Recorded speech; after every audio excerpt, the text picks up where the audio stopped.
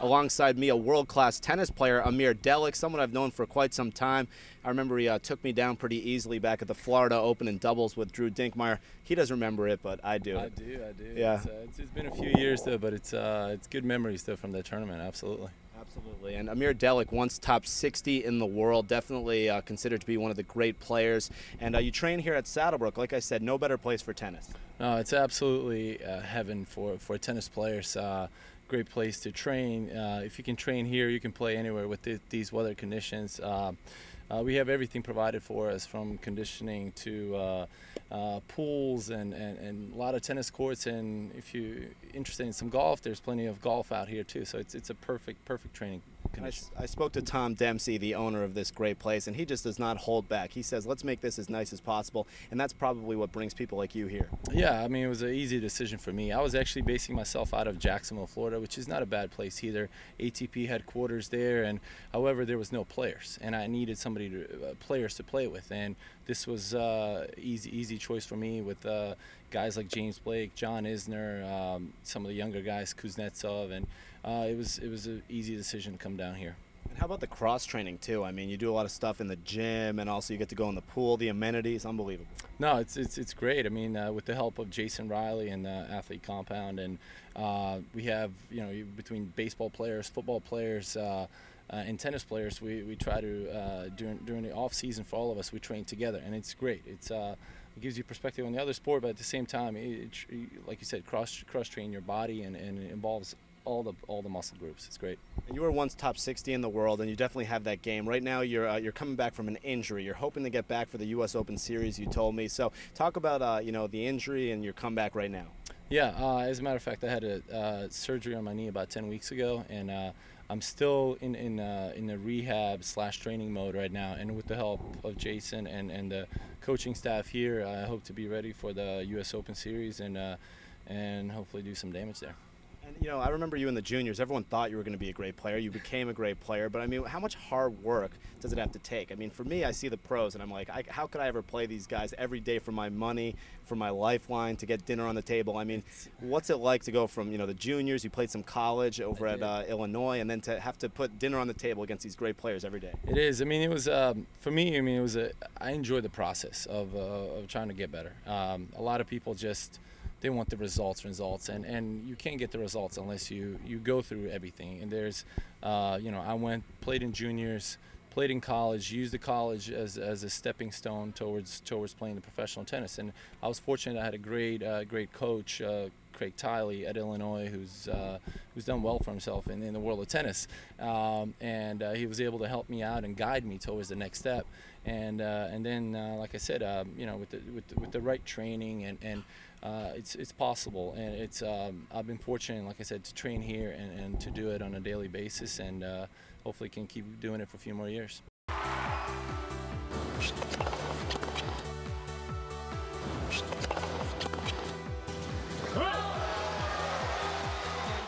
Harry Chickmo alongside Billie Jean King, the co-founder of World Team Tennis, 35 years now, 2010, the anniversary, an exciting year coming up. It certainly is. We have a lot of marquee matches, and what I love is we can really zone in and talk about the past and the present and the future. And 35 years has gone really fast for me, and I can't believe it's here already. But what wonderful memories I have of the past, but also it's great what's happening now, and then also looking forward to the future and where we're going to go. And what a long list of marquee players. We have Roddick playing, Hingis playing, Clijsters, the Williams sisters. We've got, Roddick playing in Philly. He's playing for the Philadelphia Freedoms. Everybody in Philly is really excited. And, I remember Roddick when he was 17, and he played actually for the Idaho Sneakers when we had a team there. And he played the whole season, and it was the week after he went to the Canadian, upsets, he got to the quarters. He said it was the greatest thing he did that year at 17. It really got him truly competitive. And really helped him take his game to another level, and he's really never looked back since then. So he's a really dear friend as well. I mean, going to his wedding and just being close to him, and he named his dog after me. And so we do our text messaging, and we have a lot of fun. And of course, without text messaging, it's the only way to talk to the players today. So and I don't, unless you want to use Twitter, I guess. No, the text messaging is still the best. And Mark Ein made a great team last year. They won the Washington Castles, Yes. and this year the two sisters, Venus and Serena, together. Who can beat them in 2010? That's going to be a rough one. Mark always comes through with a great team. He does a great job in Washington, D.C. We're very happy to be, the capital of our country, and we work with the White House because of it, I think, and it's really wonderful. There's going to be an Easter egg thing happening. We're going to have the mascot there from the Washington Castles with the president and the first lady. So, there's a lot of great synergisms that go on because of our teams and giving back to the communities and connecting on all levels, whether it be sponsorship with our sponsors, whether it be with the fans, the community tennis. We really want to be a part of the fabric of the entire community when we're there. We really want the fan loyalty over time with the team, not just the marquee players, but they get to see 2 or 3 generations. It depends on if the team got 3 generations or not. So they get to see the young ones coming up, they see the players that are playing on the tour, and then they see some of the twilight players, like the McEnroes. And, in World Team Tennis with our format, when it's only one set for each event, anything can happen, and every game's so big. There's so many critical points, and I think that's what people like. They want drama, they want critical points, and also tennis is, we really are the true co-ed team format for our sport, and we want to be co-ed. That's what separates us from the others. We're co-ed, equality, innovative, and we just have fun. A lot of fun coming up, 35 years. Can't wait. Thanks a lot, Harry. It's great Thanks to a see you, lot. baby. Love you, Great man. seeing you. Harry Chickman with Billie Jean King on WTT.com.